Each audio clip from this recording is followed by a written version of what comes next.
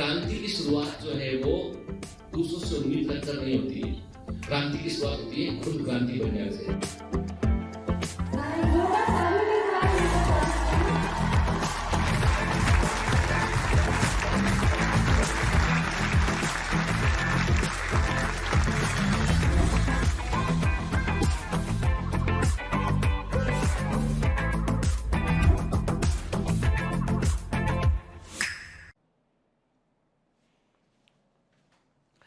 Hello commanders, welcome to Biomentors classes online. I am doctor Jitendra Singh.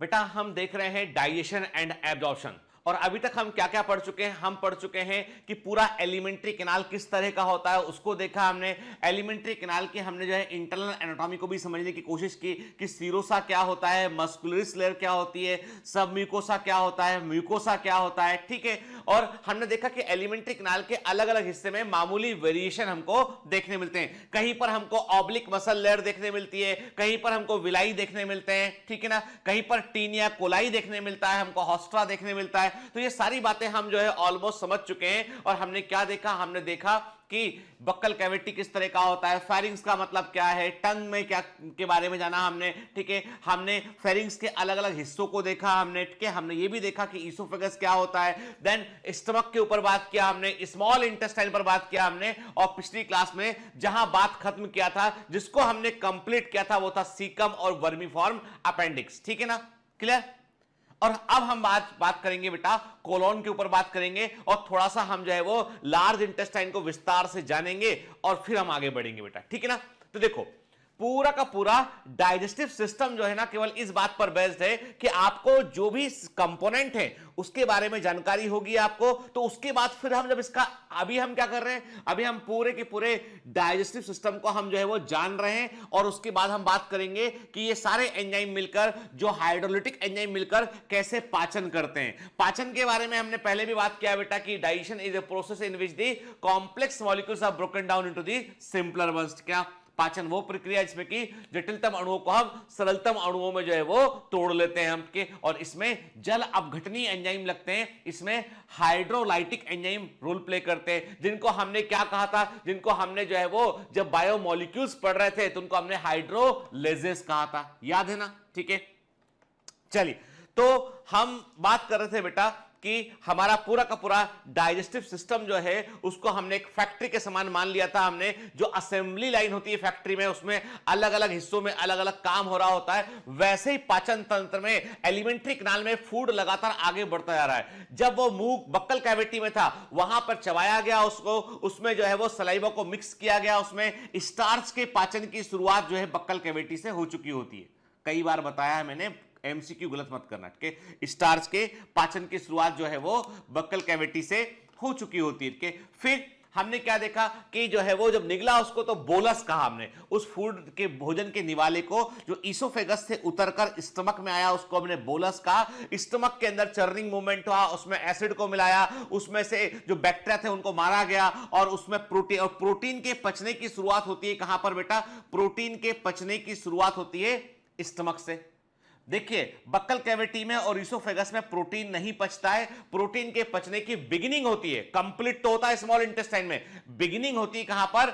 वो होती है stomach में के। छोटे बच्चों में गैस्ट्रिक लाइपेज, छोटे बच्चों में गैस्ट्रिक लाइपेज रिलीज होता है, जो कि मिल्क के अंदर प्रेजेंट फैट को डाइजेस्ट करता है। एडल्ट में जो है वो मामूली, मतलब नेग्लिजिबल अमाउंट होता है, और एडल्ट में जो है वो ये बहुत इफेक्टिवली काम नहीं करता है, लेकिन छोटे बच्चों में ये बड़ा इंपॉर्टेंट एंजाइम होता है। फिर एक एंजाइम होता है रेनिन, जो कि मिल्क के प्रोटीन पे काम करता है। ये भी चाइल्डहुड में बच्चों में देखने मिलता है हमको, ये जो है वो एडल्ट में देखने हमको नहीं मिलता है, ये भी स्टमक के अंदर होता है। तो प्रोटीन के पचने की शुरुआत स्टमक से होती है, स्टमक में एसिड मिलता है, और फिर स्टमक के पाइलोरिक सिरे से, पाइलोरिक एंड से जो है उसको हम फूड को कहां डालते हैं? उसको डालते हैं हम ड्यूडेनम में डालते हैं, तब उसको हम एसिड काइम कहते हैं। क्या बोलते हैं उसको बेटा?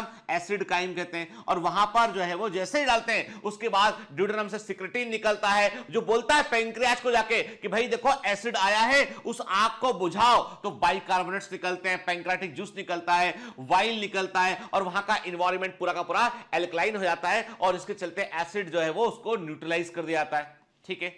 ये जो एंजाइमेटिक एक्शन है, हार्मोनल एक्शन है, इसको हम सेपरेटली पढ़ेंगे। अभी हमारा पूरा फोकस है स्ट्रक्चर को समझने में और उसके इंपॉर्टेंस को समझने में। तो मैं आगे बढ़ने से पहले कुछ क्वेश्चन करूंगा आपको। बताइए कि पेयर्स पैचेस कहां पाए जाते हैं, पेयर्स पैचेस कहां पाए जाते हैं और इनका फंक्शन क्या है। के पेयर्स पैचेस कहां पाए जाते हैं और इनका काम क्या होता है।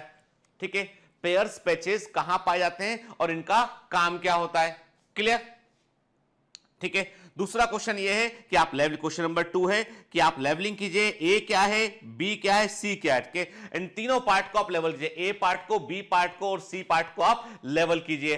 ठीक है, ए पार्ट क्या है, बी पार्ट क्या है, सी पार्ट क्या है, इसको आप लेवल कीजिए बेटा। ठीक है ना, क्लियर। चलिए नेक्स्ट क्वेश्चन आपके सामने ये है कि आपको क्वेश्चन नंबर 3 और ये इनके उत्तर दिया करो भाई। ठीक है ना, फर्स्ट, सेकंड एंड थर्ड। ठीक है, इसको लेवल कीजिए, फर्स्ट, सेकंड और थर्ड पार्ट को लेवल कीजिए। और इसमें आपको पलटकर अपने नोट्स नहीं देखने हैं, आपको खुद से ध्यान रखना है, कॉन्सेप्चुअल क्लैरिटी रहना चाहिए बेटा। और लेवल कीजिए कि फर्स्ट पार्ट क्या है, सेकंड पार्ट क्या है और थर्ड पार्ट क्या है, इसको आप लेवल कीजिए। क्लियर। ठीक है, ये सब पढ़े हुए हैं बेटा हम, है ना। हमने पढ़ा हुआ है कि वर्मी फॉर्म अपेंडिक्स क्या होता है, हमने पढ़ा हुआ है कि इलियम सीकम में जहां जुड़ती है वो क्या होता है, हमने पढ़ा हुआ है कि जो कोलोन का फर्स्ट पार्ट जो है वो सीकम के बाद जो कोलोन शुरू होती है उसका फर्स्ट पार्ट क्या होता है, सेकंड पार्ट क्या होता है, थर्ड पार्ट क्या होता है। पढ़ा है कि नहीं पढ़ा है, पढ़ा है ना हमने। ठीक है, देखिए उत्तर आ गया क्वेश्चन नंबर 3 का सामने आपके। तो हम देख रहे हैं यहां पे कि हमें दिखाई पड़ रहा है वर्मी फॉर्म अपेंडिक्स दिखाई पड़ रहा है, सीकम दिखाई पड़ रहा है। ठीक है, देन हम देख रहे हैं असेंडिंग कोलॉन है, देन ट्रांसवर्स कोलॉन है, डिसेंडिंग कोलॉन है। जहां पर असेंडिंग कोलॉन ट्रांसवर्स कोलॉन में कन्वर्ट होता है, वहां पर टर्न लेता है, वहां पर हिपैटिक फ्लेक्सर देखने मिलता है जो लिवर की तरफ होता है। और जहां पर ये टर्न लेता है ट्रांसवर्स कोलॉन जो है वो डिसेंडिंग कोलॉन की ओर टर्न लेता है, वहां पर स्प्लिन पाई जाती है। इसलिए वहां पर जो स्प्लिन के पास वाला हिस्सा से स्प्लिनिक फ्लेक्सर कहते हैं, इसको स्प्लिनिक फ्लेक्सर कहते हैं। ठीक है ना। फिर कोलॉन के 4 हिस्से दिखाई पड़ रहे हैं हमको बेटा। हमको दिखाई पड़ रहा है ascending colon, transverse colon, descending colon और सिग्मॉइड कोलॉन के। और फाइनली कोलॉन कहां ओपन होता है, ये रेक्टम में ओपन होता है। और रेक्टम की बाहर ओपनिंग क्या होती है, वो होती है एनस। ठीक है, क्लियर। फिर पिछली क्लास में हमने देखा था कि सीकम को आप मामूली स्ट्रक्चर मत समझिए। सीकम जो है वो एक जमाने में जब हम हर्बीवोर रहे होंगे, आपको पता है ना ह्यूमन इवोल्यूशन पढ़ा हुआ है हम लोगों ने कि शुरुआती मानव जो है, शुरुआती मनुष्य जो है वो मीट नहीं खाते थे उठ के, वे सीड खाते थे। वो सीड खाते थे, वो कंदमूल जो जड़ें हैं जमीन से निकाल के वो खाया करते थे उठ के। तो जो है यहां पर और कई बार उनकी डाइट में सेलुलोज फाइबर एक बड़ा हिस्सा था और उसको पचाने में सीकम ने बड़ा इंपॉर्टेंट रोल प्ले किया। के सीकम जो है आज भी जो मंकीज हैं या चिंपैंजीज हैं उनके अंदर सीकम जो है वो इवॉल्व होता है और फंक्शन होता है। हमारे अंदर सीकम का हमारा डाइटरी हैबिट चेंज हो गया। आधुनिक मनुष्य होमो सैपियंस ने मीट खाना शुरू कर दिया और उसकी डाइट का हिस्सा फाइबर नहीं बचे। हम आज सेलुलोज को नहीं पचा पाते हैं सीकम होने के बावजूद। कारण यह कि हमारे पास उतनी बड़ी संख्या में माइक्रोब नहीं होते। कारण यह है कि हमारा सीकम अब वेस्टिजियल हो चुका है, किसी काम का नहीं बचा है। तो सीकम हुआ, वर्मी फॉर्म अपेंडिक्स हुआ, ये वेस्टिजियल ऑर्गन में शामिल होते हैं। ठीक है। फिर मैंने कहा था आपसे कि अपेंडिक्स से जुड़ी एक समस्या थी अपेंडिसाइटिस। मुझे मालूम है शुरू के 7-8 मिनट जब मैं रिवाइज कराता हूं कई बच्चों को बोर लगता है, वो वीडियो आगे बढ़ा देते हैं। मैं कहता हूं बेटा कि मैं बार बार इसलिए इंपॉर्टेंट चीजें रिकॉल करवाता हूं ताकि दिमाग में बैठ जाए आपके। मुझे मालूम है कि एग्जाम में आप सिर्फ और सिर्फ अपना मस्तिष्क लेकर जाएंगे और वहां पे क्लैरिटी रहना चाहिए एकदम। ठीक है, क्लियर। तो अपेंडिक्स में इन्फ्लेमेशन का ना अपेंडिसाइटिस था और मैंने आपको बताया था बेटा कि अपेंडिसाइटिस में ऑपरेशन करना पड़ता है और अपेंडिक्स जो है अपेंडेक्टोमी करना पड़ता है, अपेंडिक्स को निकालकर बाहर कर दिया जाता है। ठीक है, चलिए फिर अब कहां से कंटिन्यू करना है। अब कंटिन्यू करना है हमको कॉलॉन वाले हिस्से से। असेंडिंग कॉलॉन, ठीक है, transverse colon, descending colon, sigmoid colon. ठीक है ना बेटा, ए बी सी डी मैंने हिस्से इसके मार्क कर दिए। असेंडिंग ऊपर की ओर जाता हुआ, ट्रांसवर्स लेफ्ट से राइट से लेफ्ट की ओर जाता हुआ, फिर डिसेंडिंग जो है वो ऊपर से नीचे आता हुआ, सिग्मॉइड कॉलॉन टर्न लेता हुआ, सिग्मॉइड कॉलॉन एस के समान शेप का, ये एस शेप दिखाई पड़ रहा है ना बेटा, देखो आप ये एस के समान शेप है ऑलमोस्ट के। तो इसको क्या बोला हमने, सिग्मॉइड कॉलॉन कह दिया इसको हमने, जो रेक्टम में ओपन होता है। ठीक है, क्लियर। चलिए, तो colon is the longest segment of large intestine. अब लार्ज इंटेस्टाइन के सेगमेंट क्या है? सीकम, कोलॉन और रेक्टम। सीकम, कोलॉन और रेक्टम लार्ज इंटेस्टाइन के सेगमेंट हैं। उनमें सबसे बड़ा होता है कोलॉन के, ये होता है 1.25 metre long in human. Human में ये 1.25 मीटर लॉन्ग होता है। इन्वर्टेड यू शेप होता है, ऐसा ascending, transverse, descending, inverted U shape होता है। ठीक है, हमें ये इन्वर्टेड यू शेप दिखाई पड़ता है। ठीक है, surrounds the coil of jejunum and ileum. इसके अंदर यहां पे क्या कॉइल भरा होता है? यहां पे जेजुनम और इलियम भरा होता है। ठीक है ना, क्लियर। डिवाइजेबल इनटू 4 सेक्शंस, 4 हिस्सों में हम कोलोन को बांट सकते हैं। एक एक चीज को बेटा बड़े ध्यान से समझिए और उसको दिमाग में रखिए। ठीक है ना? देखो आप मैं आपको क्लियर कर दूं कि आप जब ह्यूमन फिजियोलॉजी मुझसे पढ़ रहे हैं ना, तो एक बात दिमाग में डाल लेना आपके, और ये बिल्कुल भूलने की कोशिश ही मत करना। आप ह्यूमन फिजियोलॉजी पढ़ रहे हैं एक डॉक्टर से, एक डॉक्टर जो पोस्ट ग्रेजुएट डॉक्टर है, एक डॉक्टर जो प्रैक्टिसिंग फिजिशियन है, जो आज में भी मैं बहुत सारे पेशेंट में अभी भी देखता हूं कि मेरे पास जो है वो, आप समझ लीजिए कि मेरे पास जो पेशेंट्स हैं, डायबिटीज के पेशेंट होते हैं इस वक्त मेरे पास। एक जमाने में मैंने जो है बहुत ओपीडी में 100 150 को पेशेंट एक 2 3 3 4 घंटे में देखे हुए मैंने। मेरा बहुत बड़ा ओपीडी हुआ करता था। अब लेकिन जो है मैंने पेशेंट थोड़े सिलेक्टिव कर लिए, तो अभी मैं डायबिटीज के ही पेशेंट देखता हूं। लेकिन मेरे पास पेशेंट, आपको जानकर आश्चर्य होगा कि मेरे पास पेशेंट पूरी दुनिया से हैं के, एंड अमेरिका से भी पेशेंट मेरे पास में है, मेरे पास इराक से भी पेशेंट है, मेरे पास सीरिया से भी पेशेंट है, मेरे पास पेशेंट जो है वो हमारी नेबरिंग कंट्री पाकिस्तान से भी हैं, मेरे पास पेशेंट जो है वो नेपाल से भी है, मेरे पास पेशेंट श्रीलंका से भी हैं, मेरे पास पेशेंट जो है वो दुबई से भी हैं, सब जगह से। जब से ये ऑनलाइन हुआ तो पेशेंट बढ़ गए, और पहले भी कई लोगों ने, मतलब कई पेशेंट ऐसे थे दुबई से, जो दुबई में थे, जिनसे मेरा संपर्क था। तो ऐसा है कि मेडिकल प्रोफेशन जो है ना, वो ऐसा है कि स्काई इज द लिमिट, के आप कितने बेहतर तरीके से किसी मरीज को देखते हैं उस पर डिपेंड करता है। देखो, मैं ये नहीं बोलता हूं कि I am a wonderful doctor, but मैं इतना जरूर बोलता हूं कि मैं अपने मरीज के लिए पूरी तरीके से ईमानदारी से काम करता हूं। मेरी पहली प्रायोरिटी होती है कि उसकी कष्ट, उसकी प्रॉब्लम को मैं सॉल्व कर सकूं। मेरे लिए फाइनेंस इज सेकेंडरी, टर्सरी, के पहली प्रायोरिटी है, जो समस्या है उसका समाधान मिलना चाहिए। तो इसीलिए जब मैं पढ़ा रहा हूं ह्यूमन फिजियोलॉजी, मतलब यह है कि आपके अंदर ऐसे इंसर्ट होना चाहिए कि एक भी क्वेश्चन का गलत नहीं होना चाहिए बेटा। ठीक है ना? और मेडिकल कॉलेज में जब प्रोफेसर कुछ पूछेगा ना, तो पहला उत्तर आप देंगे उठकर। प्रॉमिस कीजिए। मेडिकल कॉलेज में, एम्स दिल्ली के अंदर आप प्रेजेंट है, प्रोफेसर ने कोई क्वेश्चन पूछा ना, हाथ खड़ा कीजिएगा और उत्तर दीजिएगा। उसको भी तो लगना चाहिए कि भैया कॉलेज के अंदर ऐसा ही नहीं है, कॉलेज के अंदर जो है वो दमदार लोग अंदर एंटर किए। ठीक है, चलिए, तो अभी आपको इसलिए मैं कहता हूं कॉन्सेप्ट क्लैरिटी पे फोकस कीजिए। तो कोलोन के 4 हिस्से हैं बेटा, क्लियर? ठीक है ना? देखो, अब 4 हिस्से क्या क्या मैंने आपसे कहा, ये तो हो गया बेटा, है ना? ये हो गया आपका असेंडिंग कोलोन, ठीक है, ट्रांसवर्स कोलोन, डिसेंडिंग कोलोन, ठीक है, and this is the sigmoid colon, है ना बेटा? 4 हिस्से हो गए इसके। कैसे ह्यूमन बॉडी में होते हैं, हमने इमेज को ध्यान से देखा और हमें समझ में आता है कि इस प्रकार से ह्यूमन बॉडी में ये पाए जाते हैं। और ये जो दिखाई पड़ रहा है वर्म के समान, क्या ये है? वर्मी फॉर्म अपेंडिक्स है ये। ठीक है, क्लियर है ना? तो कोलोन को समझो, आप 3D इमेज देख रहे हैं यहाँ पे कि ह्यूमन बॉडी में कोलोन किस तरह का आप देख रहे हैं कि देखो, असेंडिंग कोलोन, ट्रांसवर्स कोलोन आपको व्यू में दिखाई पड़ रहा है, फिर पूरा कोलोन निकाल के मैं आपको दिखा रहा हूं किस प्रकार के। और देखो, आपको अब आपको बता दूं मैं कि सबसे अधिक लोगों को तकलीफ जो होती है वो पेट दर्द की यहां इस तरफ, क्योंकि ये वाला कोलोन का ट्विस्टेड ज्यादा होता है। ठीक है, इट इज मोर ट्विस्टेड। क्या मैंने बताया, स्प्लेनिक फ्रैक्चर सिंड्रोम जो मेरे को भी है समस्या है। ठीक है, तो ये यहाँ पे फूड जो है वो टर्न करता है। ठीक है, फाइबर जो है बड़े इंपॉर्टेंट होते हैं कोलोन के अंदर। कोलोन के अंदर जो मूवमेंट होता है ना बेटा, कोलोन के अंदर जो फूड का वेस्टेज का जो मूवमेंट है, उस मूवमेंट में फाइबर्स आर वेरी इंपॉर्टेंट। जिन लोगों को कॉन्स्टिपेशन की प्रॉब्लम होती है, डॉक्टर कहता है हाई फाइबर डाइट लीजिए, हम उस पर भी बात करेंगे। ठीक, 4 हिस्से होते हैं। असेंडिंग कोलोन सबसे छोटा हिस्सा होता है, क्योंकि ग्रेविटी के अगेंस्ट ऊपर चढ़ाना पड़ता है फूड को, इसलिए सबसे छोटा हिस्सा होता है असेंडिंग कोलोन, कोलोन कट के। देन ट्रांसवर्स कोलोन होता है, डिसेंडिंग कोलोन होता है, और सिग्मॉइड कोलोन होता है कि ऐसे गया, नीचे आया, और ये ऐसे। ठीक है, ये है कोलोन का स्ट्रक्चर, है ना बेटा? ठीक है, ठीक। असेंडिंग कोलोन, असेंड मतलब ऊपर चढ़ता है, कहां पे? एब्डोमेन में, राइट साइड में, अपेंडिक्स से लेकर कहां तक? लिवर के लोअर मार्जिन तक, ठीक है ना? क्लियर?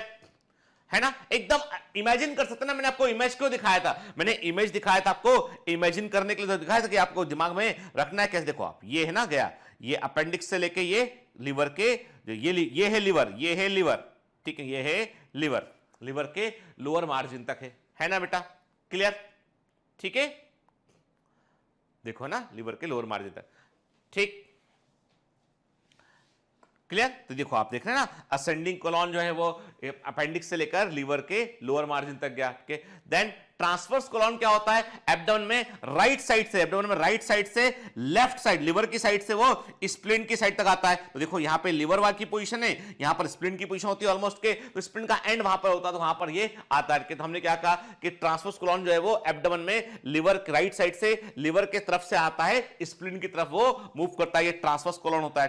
देन डिसेंडिंग कोलॉन क्या होता है, वो नीचे की तरफ आता है लेफ्ट साइड। अब देखो राइट साइड ऑफ एब्डोमेन, ध्यान से बात सुन के, एब्डोमेन में राइट साइड में है असेंडिंग कोलॉन और लेफ्ट साइड में होती है डिसेंडिंग कोलॉन। ये याद रखना, ये एमसीक्यू आ सकता है, कि बिल्कुल सिंपल सा क्वेश्चन है, कंफ्यूज मत कर जाना। के लिवर में राइट, जो हमारे एब्डोमेन में लिवर की तरफ मतलब राइट साइड असेंडिंग कॉलम है और लेफ्ट साइड डिसेंडिंग कॉलम होता है, और ये स्प्लीन से लेकर जो है वो पेल्विस के लेवल, पेल्विक गिल्डल पेल्विस के लेवल तक जो है वो मूव करता है। और किसमें टर्मिनेट करता है, ये सिग्मॉइड कॉलम में टर्मिनेट करता है। सिग्मॉइड कॉलम एस शेप का होता है और ये पेल्विस में इंटर करता है और रेक्टम से जुड़ता है, ठीक है, और बॉडी के मिड लाइन तक पहुंचता है। बॉडी के देखो ट्रांसवर्स कोलॉन बॉडी में, अब सुनो, जो आपका जो असेंडिंग कोलॉन है बॉडी में राइट साइड है, डिसेंडिंग कोलॉन लेफ्ट साइड है, ट्रांसवर्स कोलॉन हॉरिजॉन्टल है, और जो कैनाल ठीक बीच, जो कोलॉन ठीक बीच में जाता है, पहुंचता है, वो है सिग्मॉइड कोलॉन। देखो ये असेंडिंग कोलॉन राइट साइड है, ट्रांसवर्स कोलॉन हॉरिजॉन्टल गया हुआ है, ठीक है, ये डिसेंडिंग कॉलम है बेटा, और ये है सिग्मॉइड कॉलम जो कि रेक्टम में जाकर ओपन करता है, मिड लाइन ऑफ बॉडी में होता है। तो कॉलम का कौन सा हिस्सा है, एमसीक्यू है, बिल्कुल सिंपल सा सड़ा सा एमसीक्यू है, और ये नहीं मालूम है तो इसमें ही गलती करके आते हैं। तो मैंने आपसे क्या कहा, मैंने कहा आपसे कि कॉलम का कौन सा हिस्सा मिड लाइन ऑफ बॉडी पे होता है, कॉलम का कौन सा हिस्सा मिड लाइन ऑफ बॉडी पे होता है, तो सिग्मॉइड कॉलम जो है वो मिड लाइन ऑफ बॉडी पर जाकर ओपन होता है रेक्टम में जाके, ठीक है ना, क्लियर। कॉलम का कौन सा हिस्सा जो है वो हॉरिजॉन्टल होता है, बॉडी में ट्रांसवर्स होता है, तो वो है ट्रांसवर्स कोलॉन, नाम से स्पष्ट है, ठीक है ना। देखिए ये हो गया आपका ascending colon, transverse colon, descending colon, और ये हो गया आपका सिग्मॉइड कोलॉन, ठीक है। देखिए आप है ना, ये मिड लाइन तक पहुंच के रेक्टम में ये ओपन हुआ, ठीक है, क्लियर। अब राइट कॉलिक फ्रैक्चर या हेपेटिक फ्रैक्चर क्या होता है, ठीक है, अभी तक मैं आपको बताया था, अभी नोट भी करा रहा हूं के। Right colic fracture, hepatic fracture, the boundary between ascending and transverse colon, के जहां पर असेंडिंग कोलॉन ट्रांसवर्स कोलॉन में कन्वर्ट हुआ ये ऐसे, तो दिस इज द बाउंड्री। ये क्या है बेटा, ये जगह क्या है, ये है राइट कॉलिक फ्रैक्चर है, ठीक है ना, clear. Right colic fracture, hepatic fracture कहते हैं इसको हम, ठीक है। फिर लेफ्ट कॉलिक फ्रैक्चर की बात करें बेटा, हम लेफ्ट कॉलिक फ्रैक्चर की बात करें, स्प्लिनिक फ्रैक्चर होता है the boundary between the transverse colon and descending colon. देखो यहां पे ये ट्रांसवर्स कोलॉन डिसेंडिंग कोलॉन में टर्मिनेट हुआ है, ठीक है ना। तो यहां पर जो दिखाई पड़ रहा है ये क्या है, ये है लेफ्ट कॉलिक फ्रैक्चर या स्प्लिनिक फ्रैक्चर है बेटा, ये क्लियर, ठीक है ना, फंडा क्लियर एकदम, ठीक। चलिए है ना, देखिए hepatic flexure, splenic flexure, ascending colon, transverse colon, descending colon, sigmoidal colon, rectum, caecum, appendix, एकदम दिमाग में विजुअलाइजेशन आना चाहिए, एकदम दिमाग के अंदर विजुअलाइज आना चाहिए कि कोलॉन के कौन कौन से हिस्से होते हैं बेटा, क्लियर, ठीक है। अब इंपॉर्टेंट बात ये, कोलॉन जो है, जो कोलॉन है लार्ज इंटेस्टाइन को स्मॉल इंटेस्टाइन से अलग आप पहचान सकते हैं, और पहचानने के लिए सबसे इंपॉर्टेंट जो चीज है वो है स्ट्रक्चर। क्या देखो आप बोलोगे सर डायमीटर अधिक है, डायमीटर कम है, तो वो तो एक तरीका है ही, खैर, लेकिन सबसे इंपॉर्टेंट बात ये होती है कुछ ऐसे स्पेसिफिक फीचर होते हैं, कुछ ऐसे एनाटॉमिकल फीचर होते हैं जो केवल और केवल आपको लार्ज इंटेस्टाइन में देखने मिलेंगे, स्मॉल इंटेस्टाइन में नहीं होंगे। जैसे कि टीनिया कोलाई का प्रेजेंट पाया जाना। अब टीनिया कोलाई क्या चीज है भाई, कोलाई वर्ड है मतलब कोलोन वर्ड से उठाया जाए, तो एक वर्ड है कोलाई, चाहे एस्चेरिया कोलाई बैक्टीरिया की बात कीजिए, चाहे टीनिया कोलाई की बात कीजिए, कोलाई का मतलब होता है कोलोन, ठीक है, आंत, ठीक है। अब यहां पर हम बात करते हैं कि टीनिया मतलब धागे के समान, 3 वर्ड से आया के, धागे के समान, थ्रेड के समान लंबा के। तो जो देखो, अब समझो बात को, फंडा समझो जाए, पहले बाद में पढ़ना बाद में बताया, पहले पढ़ो। ये है लार्ज इंटेस्टाइन, ठीक है, इमेजिन करते हैं, ठीक है। इसमें तीन ऐसे बैंड गए हुए हैं जिन बैंड ने जो है जिन बैंड ने इस लार्ज इंटेस्टाइन को जो है वो क्या किया, उसने इन बैंड ने लार्ज इंटेस्टाइन को जो है वो के ऊपर जो है वो लॉन्गिट्यूड लंबवत के यानी लंबवत जो है उसमें वो लगातार, यानी हमेशा बोलेंगे पैरेलल नॉट लॉन्गिट्यूड के, पैरेलल जो है वो कोलोन के पैरेलल वो बैंड जो है वो रन करते हैं, ठीक है। कैसे रन करते हैं, चलिए मैं दिखाने की कोशिश करता हूं आपको। कुछ मैं जो है वो कोई ऑब्जेक्ट उठाता हूं, आपको दिखाने की कोशिश करता हूं। मेरे पास जो है वो बहुत सारा सामान रखा है, क्योंकि मैं घर से रिकॉर्डिंग कर रहा हूं तो मेरे पास सामान होना चाहिए, ठीक है। तो मैं आपको जो है वो दिखाता हूं, ठीक है। देखिए, है ना, मेरे पास पेन है, ठीक है।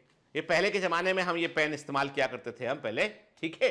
तो मेरे पास पेन है। अब देखो, मैं एक काम करता हूं, इमेजिन करते हैं कि ये है लार्ज इंटेस्टाइन, ठीक है। ये है, अब कोई बड़ा ऑब्जेक्ट मिलता है तो देखो हम देखते हैं क्या दिखाएं। हाँ, ठीक है, बड़ा ऑब्जेक्ट मिल गया है, लेकिन ये है कि इससे पानी नहीं गिरना चाहिए, मेरी पानी की बोतल, ठीक है।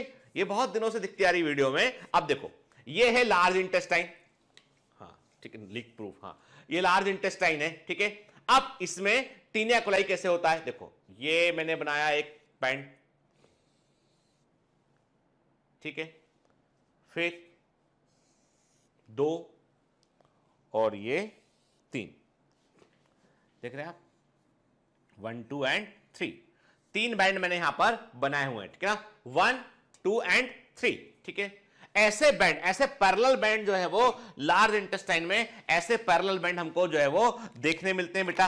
अब खास बात ये है कि देखो, अब हम क्या कर रहे हैं, हम चूंकि यहां पे 2D डायग्राम हम एक बैंड बना के देखते हैं, हमने कहा कि ऐसा बैंड हमको जो है वो देखने मिलता है, इसे हम टीनिया कोलाई। अब सुनना बात, इंटरेस्टिंग बात यहां पे आती है, प्रॉब्लम लेकिन एक है, प्रॉब्लम यह है कि ये जो बैंड है ना, इस बैंड की लंबाई कोलोन से कम है। ये बैंड तो है पर ये कोलोन से कम है, बैंड तो है पर कोलोन से ये कम है लंबाई। अब क्या होगा, तो इसका मतलब ये हुआ कि यदि बैंड है और कोलोन से लंबाई इसकी कम है, तो हम एक काम करते हैं, हमने इसको जो है वो छोटा किया, हमने कहा चलो छोट लंबाई कम है, लेकिन इस बैंड की शर्त है कि इसको एंड टू एंड होना चाहिए, यानी कोलोन के पूरे हिस्सों में होना चाहिए। अब कैसे सेट करोगे आप, आपने कोलोन को उठाया, और प्रेस कर दिया। कैसे किया आपने, ठीक है। इमेजिन करते हैं कि ये कोलोन, यदि इसको हम टीनिया कोलाई जो कि लंबाई में कोलोन से छोटा है, इसको हमने जो है वो कोलोन में सेट किया हमने, तो कोलोन हमारी कैसी हो जाएगी, ठीक है। हमने कहा ये तो एक हिस्सा हो गया, ये दूसरा हिस्सा हो गया, अब कोलोन ऐसी हो जाएगी,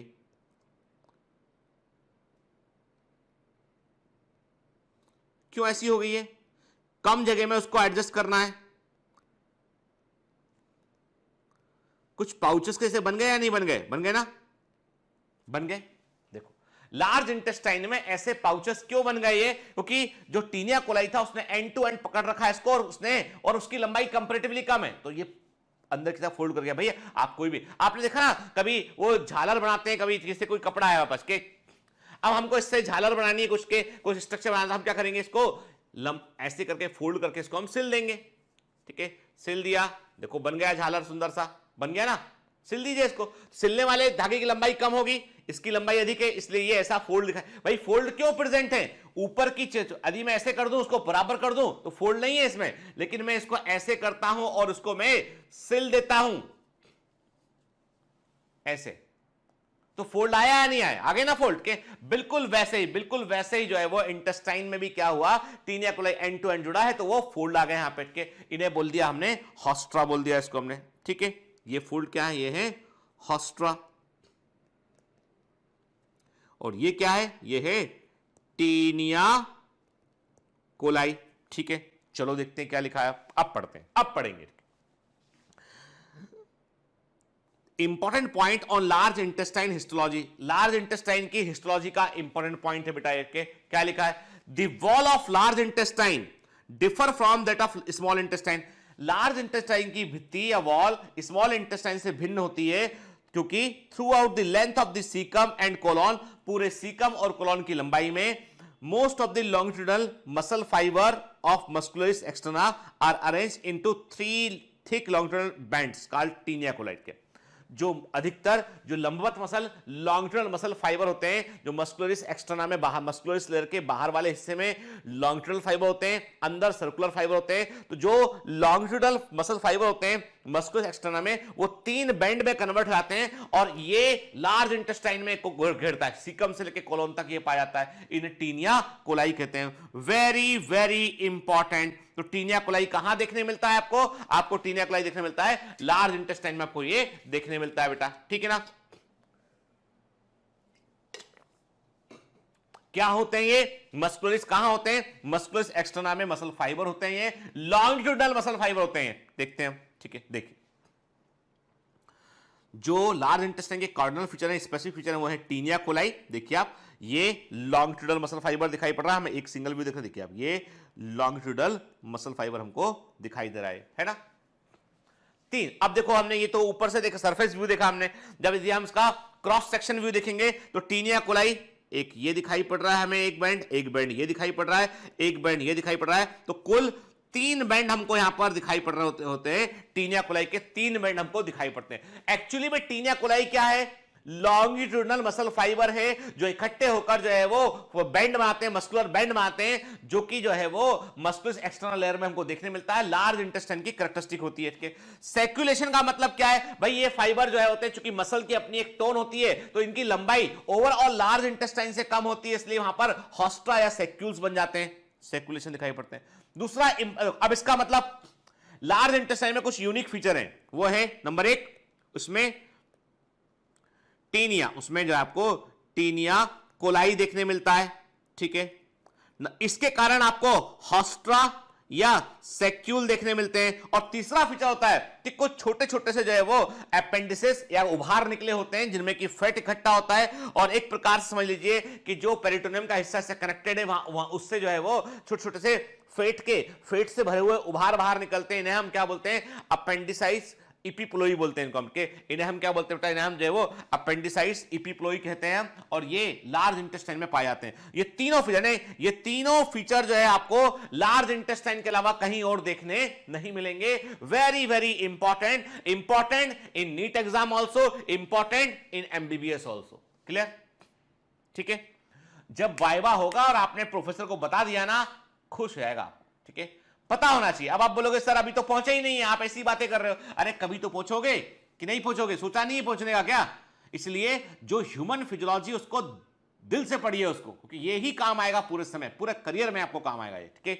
चलिए ढूंढेंगे लेक्चर, आप याद रखना इस बात को, मैं कह रहा हूं आज गांठ बांध लीजिए, कहीं लिख लीजिए इसको।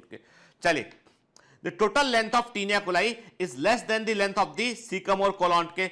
टीनिया कोलाई की कुल लंबाई जो है वो जो सीकम और कोलॉन से कम होती है, इसीलिए इस therefore the wall of caecum and colon is thrown into a series of small sacs, इसलिए वो ऐसे स्मॉल सेक में वॉल कन्वर्ट हो जाती है, ठीक है। कोई और तरीका ही नहीं है एडजस्ट करने का, कैसे एडजस्ट करेंगे यहां पे, ठीक है, ऐसे, ठीक है। और ये छोटे छोटे पाउच बन जाते हैं, दीज आर दी पाउचेस, ये एक पाउच हो गया बेटा, ये अगला पाउच हो गया, पाउच बन जाते हैं, इन्हें हम क्या बोलते हैं, सेक्युलाई बोलते हैं या हॉस्ट्रा कहते हैं। वेरी इंपॉर्टेंट, इन्हें क्या बोलते हैं हम, सेक्युलाई या हॉस्ट्रा कहते हैं। क्लियर बेटा, ठीक है, पक्का। चलिए आगे बढ़ते हैं, है ना, देखो, है ना, हॉस्ट्रा अपेंडिक्स इपीप्लोई का, टीनिया कोलाई जो कि लॉन्गिट्यूडनल मसल फाइबर है ना बेटा। देखो, है ना, जो स्ट्रक्चर इनको बड़े ध्यान से देख लीजिए, क्योंकि देखो क्या होता है बेटा, मैं अभी हम दिमाग में डालेंगे ना, बार बार रटना नहीं पड़ेगा हमें, यहीं सेट कर लो उसको, ठीक है, क्लियर। तो हम क्या, अब एक चीज मैंने कहा ना, the unique characteristic of colon, deposit of fat in the serosa and epiploic appendages fat filled pouches in peritoneum के, पेरिटोनियम में फैट से भरे हुए पाउचेस होते हैं जो बाहर तरफ उभरे होते हैं, इन्हें हम बोलते हैं बेटा, इनके लिए हम इपीप्लोइक एपेंडेजेस कहते हैं के। इसके अलावा सीरोसा लेयर में भी फैट इकट्ठा यहां पर हो जाता है, ठीक है, लार्ज इंटेस्टाइन में। देखिए है ना बेटा, देखो ये दिखाई पड़ रहा पाउच के रूप में, ये सब पूरा पाउच दिखाई पड़ रहा है आपको, है ना, ठीक है, ये फैट फिल्ड होते हैं। तो ये कहां मिलता है आपको, कोलोन में देखने मिलता है आपको, लार्ज इंटेस्टाइन में आपको ये देखने मिलता है। क्लियर? चलिए अब टीनिया कोलाई का इमेज देखिए आप, है ना, फैंटास्टिक इमेज, ठीक है। अरे ऐसे ही तो है ये जो मैंने बनाया था, हाँ देख रहे हो, ठीक है, ऐसे ही इमेज दिखाई पड़ रहा है।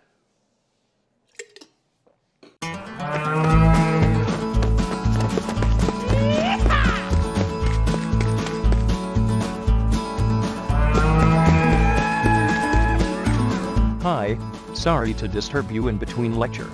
But it's important to inform you. You should download Biomentors app from Google Play Store. We need your support, so please take subscription to become an official commando of Biomentors. Bye bye. Continue your lecture. ठीक है, चलिए, और ये क्या है, ये है सेक्यूल्स होस्ट्रा, है ना बेटा, ठीक है ना। देखो टीनिया कोलाई तीन दिखाई पड़ा, तीन बैंड, ध्यान से देखिए, इसमें तीन बैंड है इसमें, है ना, और जो सेगमेंट बन गया अंदर वो होस्ट्रा है, सेक्यूल है, ठीक है। देखिए haustra of the colon, taenia coli. मैं आपको अलग अलग एंगल से बार बार दिखा रहा हूं ताकि दिमाग में सेट हो जाए, दोबारा नहीं पढ़ना पड़े आपको। ये अभी याद कर लो बेटा।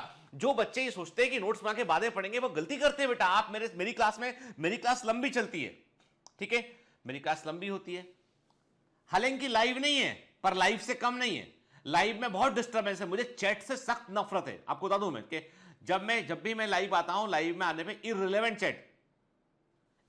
चैट, हाय तुम कहां थी अब तक, मजे में, बढ़िया, तुम कहां से हो, फिर सर बढ़िया, मतलब कुछ भी रैंडम। अरे काम की बात पूछे तो आदमी सोच भी ले के, मुझे बहुत डिस्टर्ब, मतलब मैं somehow what I feel is कि this exam needs so much sincerity। जब मुझे लगता है कि उतना सिंसियर कोई नहीं है तो फिर वो मैं नहीं कर सकता, मतलब मैं बर्दाश्त नहीं कर पाता कि मेरे लिए डिसिप्लिन सबसे बड़ी प्रायोरिटी है। डिसिप्लिन चाहे वो जिंदगी में हो, चाहे किसी काम में हो, अनुशासन और टाइमिंग बड़ी इंपॉर्टेंट चीज है। मैं उससे कंप्रोमाइज कभी नहीं करता हूं। तो मैं जो कह रहा हूं आपसे कि आप क्लास में हो ना तो यहां पर ही याद कर लिया करो, के बाद में सिर्फ इतना सोचोगे, बाद में सिर्फ एमसीक्यू लगाना। भी सर पढ़ा रहे हैं, नोट भी कर लिया हमने शॉर्ट में, और हम याद भी यही कर लेंगे। सर बार बार बोल रहे हैं याद कर लो, तो मतलब याद कर लो, ठीक है बेटा। चलो, है ना, आगे बढ़ते हैं। अब आते हैं रेक्टम पे, कोलोन की बात की। Sigmoid colon opens into the rectum, ठीक है। रेक्टम की इसका लेंथ कितनी होती है, 17 से 18 सेंटीमीटर रेक्टम की लेंथ होती है। कई लोग जो है वो कुछ केसेस में 20 सेंटीमीटर तक भी लंबा हमको रेक्टम देखने मिलता है। रेक्टम खत्म कहां होता है, रेक्टम का लास्ट सिरा होता है एनल कैनाल, जो कि 2 से 3 सेंटीमीटर लंबा होता है। एनल कैनाल जो है वो 2 से 3 सेंटीमीटर लंबा होता है। रेक्टम जो है वो 17 से 18 सेंटीमीटर का होता है। एनल कैनाल जो है वो उसमें एंड होता है, और एनल कैनाल की लंबाई जो है वो तकरीबन 2 से 3 सेंटीमीटर होती है। एनल कैनाल जो होता है वो एनस के थ्रू बाहर ओपन होता है, ठीक है। The mucosa of anal canal is folded into several vertical folds called anal columns. अब ये इंपॉर्टेंट चीज के, क्यों इंपॉर्टेंट चीज है, क्योंकि इनका इसी का संबंध है पाइल्स से। पाइल्स, एनल फिशर, ठीक है, हिंदी में बवासीर बोलते हैं, एनल फिशर की बात करते हैं हम, ठीक है ना। तो हेमोरॉइड्स कहते हैं हम पाइल्स के लिए हम मेडिकल टर्म हेमोरॉइड्स भी इस्तेमाल करते हैं हम, ठीक है। तो ये मतलब आप समझ लीजिए कि ये one of the very common problem में से एक है कि यानी जो पाइल्स का होना, एनल फिशर का होना, ये बड़ी कॉमन प्रॉब्लम में से एक है। लाइफ में कभी ना कभी व्यक्ति इसको फेस करता है, और आपको बता दूं मैं कि जो है महिलाओं को थोड़ा ज्यादा फेस करना पड़ता है। उसके पीछे कारण होता है कि during the pregnancy digestive system पर बड़ा गंभीर असर पड़ता है। जब पूरा फीटस इतना बड़ा ग्रो करता है, पूरा प्रेस करता है, तो कई बार जो है वो आफ्टर द जो है प्रेगनेंसी के बाद जो है वो डिलीवरी के बाद कई बार कॉन्स्टिपेशन की समस्या का सामना महिलाओं को करना पड़ता है, और लगातार यदि कॉन्स्टिपेशन रहेगा तो जो एनल कॉलम है उस पर लगातार जो है वो प्रेशर पड़ता है स्टूल का, और उसके चलते क्या होता है कि वहां की जो वीन्स होती हैं वो स्वेलेंट कर जाती हैं और वो वहां से ब्लीडिंग होने लगती है। टेक्निकल कारण है बिल्कुल ये, ठीक है, हम बात करेंगे आगे इस पर। देखो, मेरा ह्यूमन फिजियोलॉजी पढ़ाने के दौरान मेरा उद्देश्य ये भी है कि आप नॉर्मल सामान्य बीमारियों से आप अवेयर हो जाएं, ठीक है। चलिए, अभी क्या कहा मैंने आपसे कि एनल कैनाल, अरे जो रेक्टम है ये सिग्मोइड, ये रेक्टम है, रेक्टम का जो आखिरी सिरा है वो क्या है, वो एनल कैनाल है। यहां पर ऐसे वर्टिकल फोल्ड हमको देखने मिलते हैं, इन्हें हम एनल कॉलम कहते हैं। Anal column have lots of supply of arteries and वीन्स।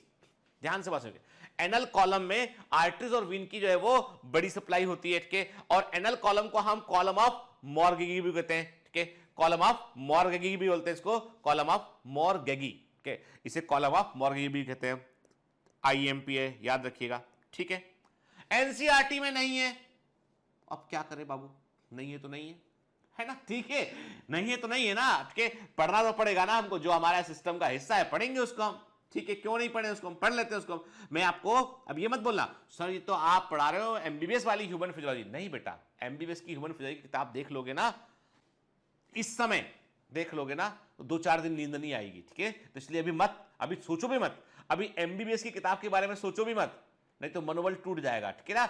MBBS की किताबों के बारे में इतना समझ लो आप कि एमबीबीएस फर्स्ट ईयर की किताबें कुल इतनी हैं कि आप सारी किताबें कनिंगम्स मैन्यूल से लेके एनाटॉमी, हिस्टोलॉजी, ऑस्टियोलॉजी के, फिजियोलॉजी, प्रैक्टिकल फिजियोलॉजी, आपका एनाटॉमी की बुक के उसमें भी तमाम, और बायोकेमिस्ट्री की बुक हार्पर, ये ना वो के सब जोड़ लोगे ना तो बैग उठाने में बहुत भारी हो जाएगा, बहुत भारी हो जाएगा, ठीक है। उस बैग को उठा के दे आप 4 से 10 घर में चक्कर लगा लोगे ना तो आपका 1-8 किलो वजन कम हो जाएगा, ठीक है। और पूरे एमबीबीएस की किताबें जोड़ लो आप, गट्ठर बांध के किसी को दे मारा ना, सच बता रहा हूं, या तो कोमा में चला जाएगा या ईश्वर के पास पहुंच जाएगा। इतनी किताबें हैं एमबीबीएस की, कितनी किताबें हैं, गट्ठर बांध के मार दिया तो आदमी कोमा में चला जाएगा या भगवान को जाकर शिकायत करेगा कि देखो एमबीबीएस की किताबें फेंक के मार दी इसने मेरे को। ऐसी किताबें होती, ठीक है।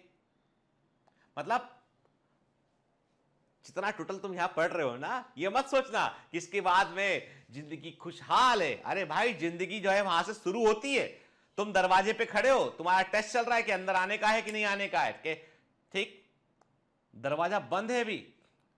मेडिकल की दुनिया अलग है, एक बार जब एंटर करोगे अंदर जाके देखोगे अरे भयंकर भाई, कहां आ गए, पढ़ना पड़ेगा। तो पहले ही टेस्ट कर लेते हैं आपको वो कि देखो भैया देख लो ना, ऐसा ना हो कि अंदर किताबें देख के हार्ट फेल कर जाए आदमी का, पहले ही चेक कर लेते हैं, ठीक है। कड़े हृदय के हो, बर्दाश्त कर सकते हो, पढ़ सकते हो, मेहनत कर सकते हो, और राज की बात बताऊं, जीवन भर पढ़ सकते हो, तो आ जाओ अंदर,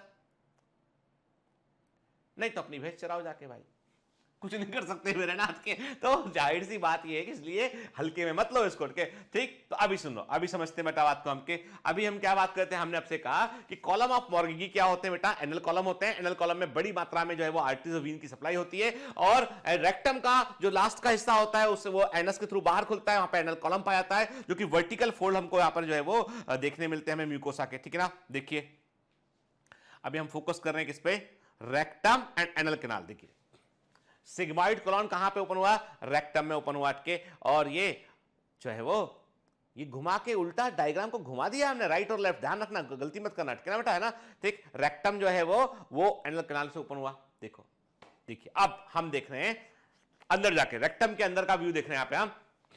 देखो ये है रेक्टम, ठीक है, पूरा ये, और ये हिस्सा तो देख रहे हो आप, ये है एनल कैनाल, ये एनल कैनाल है, ठीक है ना, ठीक है। बहुत डिटेल में मत जाइए आप, क्या आप सबको नोट करें कि वॉल्व ऑफ ह्यूस्टन क्या होता है, ठीक है। आपको क्या याद रखना है, केवल कॉलम ऑफ मॉर्गेगी आपको याद रखना है आपको, ठीक है। एनल कैनाल आपको याद रखना है बेटा, ठीक है। रेक्टम आपको याद रखना है, बाकी मसल्स, अलग अलग मसल्स, वो सब जो है आपको पढ़ने का मौका मिलेगा, लेकिन उसके लिए आपको नीट निकालना पड़ेगा, समझ गए ना।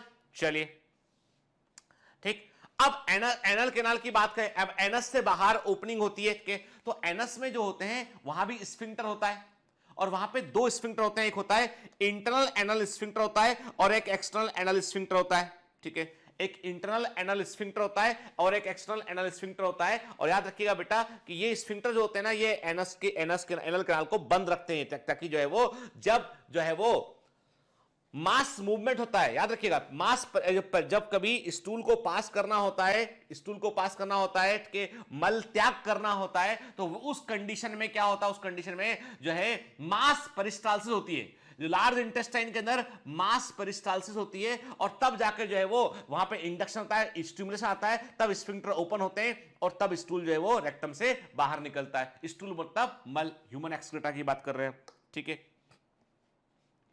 The anus has an internal and anal sphincter and an external anal sphincter के, तो एनस में एक इंटरनल एनल स्फिंक्टर होता है और एक एक्सटर्नल एनल स्फिंक्टर होता है के। इंटरनल एनल स्फिंक्टर जो होता है वो आपके कंट्रोल में नहीं होता है, वो इनवॉलेंट्री होता है, लेकिन पेट फीलिंग आती है ऐसी, कभी कभी ऐसा होता है कि कभी कहीं पे हैं और ऐसा लग रहा है कि जो है वो प्रेशर बन रहा है पेट के अंदर, और कोई सिचुएशन आसपास नजर नहीं आ रही कि क्या किया जाए, कहां जाया जाए, ऐसा कभी कभी होता है, नॉर्मल चीज है। अब इसको लेके हंसी मजाक बनाने की कोई मतलब बात नहीं है, सच्चाई है कि ह्यूमन बॉडी में वो सब चीजें नॉर्मल है के। तो फिर प्रेशर को होल्ड करने की कोशिश की जाती है, और वो जो होल्ड करने की कोशिश करते हैं ना, वो हम अपने मस्तिष्क से करते हैं। तो वॉलेंट्री मसल तो चाहिए, यदि सब कुछ इनवॉलेंट्री होता ना तो प्रेशर बनते ही स्टूल बाहर पास हो गया होता, लेकिन यहां पे क्या होता है, यहां पे वॉलेंट्री मसल प्रेजेंट है, वो एक्सटर्नल एनल स्फिंक्टर में थोड़े समय रुक जाता है, फिर उससे क्या होता है, रेक्टम स्ट्रेच कर जाता है, स्टिमुलस जाना बंद कर जाता है, फिर जब और जो है वो ह्यूमन एक्सक्रीटर अंदर जमा होगा, तब फिर अगला इंपल्स आएगा। तो ऐसा होता है कि एक बार इसे आपने महसूस किया होगा, कभी कभी जरूरत पड़ने पर यूरिन व्यक्ति होल्ड करता है, तो एकदम तेज उससे यूरिन पास करने का मन था या तेज उसका फ्रेश होने का मन था, लेकिन हुआ ये कि कोई व्यवस्था नहीं थी, होल्ड किया उसने, तो कुछ समय दिक्कत होती है, फिर वो होल्ड कर लेता है, फिर वो नेक्स्ट टाइम जब इंपल्स जनरेट होगी तब वो जो है वो यूरिन पास कर लेगा या जो है वो अपना प्रेशर रिलीज कर लेगा, है ना, प्रैक्टिकल चीज है। तो यहां पर क्या होता है, जो स्ट्रेचिंग है ना, ये यूरिनरी ब्लैडर हुआ, रेक्टम हुआ, ये एक्यूमुलेट कर जाते हैं, एक समय जब फैलते हैं तो ये इंडक्शन देते हैं, सिग्नल ब्रेन को मिलता है स्फिंक्टर ओपन करने के लिए, लेकिन मान लीजिए वॉलेंट्री स्फिंक्टर ओपन नहीं हुआ, जो हमने चाहा कि नहीं ओपन करना इसको, तो होल्ड कर लेगा, फिर स्टिमुलस जाना बंद जाएगा, फिर जब और स्ट्रेच होगा तब स्टिमुलस देगा वो, ठीक है। तो इंटरनल एनल स्फिंक्टर जो है वो स्मूथ या इनवॉलेंट्री मसल से फाइबर से बना होता है, और एक्सटर्नल एनल स्फिंक्टर जो होता है वो वॉलेंट्री मसल फाइबर से बना होता है, ठीक है ना, उसमें वॉलेंट्री मसल फाइबर हमको देखने मिलते हैं। क्लियर बेटा, ठीक है ना, देखा हमने, आगे बढ़ते हैं इसमें हम, ठीक। अब हम बात करेंगे एक बड़ी समस्या की। बड़ी समस्या ये कि एनल कैनाल का संबंध जो है वो है एक बड़ी बीमारी से, इसको हम क्या बोलते हैं, पाइल्स कहते हैं, हेमोरॉइड्स कहते हैं। पाइल्स या हेमोरॉइड में क्या होता है कि इसमें जो है वो व्यक्ति को मालूम भी नहीं चलता है, और लगातार जो है वो ब्लीडिंग जो है वो एनस से ब्लीडिंग हो रही है, ब्लड स्पॉट जो है वो दिखाई पड़ता है, ठीक है। और ये ऐसी समस्या होती है कि कई लोग जो इस बात को, आपको बता दूं मैं, कई हमारे यहां पे एक बहुत बड़ी समस्या ये है इंडिया में कि बीमारियों को लेके भी हमारा एक परसेप्शन है कि कौन सी बीमारी हमें घर में बतानी है, कौन सी नहीं बतानी है, कौन सी बीमारी हम छिपाते रहते हैं। सेक्सुअली ट्रांसमिटेड डिजीज फैलने का, बिगड़ने का कारण भी यही है। पाइल्स लोग चर्चा नहीं करते, बात नहीं करते, मजाक, यदि जो लोग बीमारियों का मजाक जो उड़ाते हैं ना जो लोग, उनसे बड़ा कोई मूर्ख नहीं है। ह्यूमन बॉडी है, बीमारियां तो हो सकती हैं, इनका इलाज भी है, ठीक है। तो हम बात करेंगे बेटा अब ये सबसे बड़ा संबंध जो है वो पाइल्स का हेमोरॉइड का होता है, वो होता है विद द कॉन्स्टिपेशन के। कॉन्स्टिपेशन जो है सबसे बड़ा कारण है इसका, कब्ज का होना, ठीक है।